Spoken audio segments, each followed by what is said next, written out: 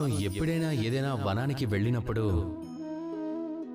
ఈ పచ్చపచ్చని గడ్డిని చూస్తే, ఈ సుతిమెత్తని గడ్డిని చూస్తే మనసు పులకరించిపోతుంది. రకరకాల పువ్వులు, విభిన్నమైన రంగుల్లో ఉన్న పూలను చూస్తుంటే మనసు ఆనందంతో నిండిపోతుంది.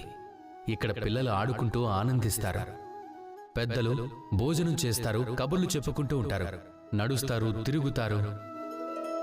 ఇక ఆలోచించండి, ఈ ఉద్యానవనాన్ని నిర్మిస్తున్నప్పుడు ఆ సమయంలో ఒకవేళ మట్టిని సరైన పద్ధతిలో తవ్వకుండా ఉంటే, ఒకవేళ అందులో విత్తనాలను సరైన రీతిలో నాటడం జరగకుంటే, ఆ సంఘర్షణే లేకుంటే, అప్పుడు కష్టపడకుంటే, ఒకవేళ నడుస్తున్నప్పుడు కాలికి ముళ్ళే గనక గుచ్చుకోకుంటే, ఈ అందమైన ఉద్యానవనాన్ని చూసి మనం ఆనందాన్ని పొందగలుగుతామా?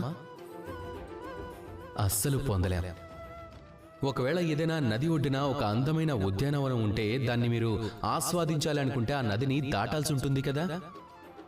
ఒకవేళ మీరు సుఖమనే నది దగ్గరికి చేరుకోవాలనుకుంటే ఒడ్డున ఏ ముళ్ళున్నాయో వాటితో సంఘర్షణను కూడా అనుభవించాల్సి ఉంటుంది.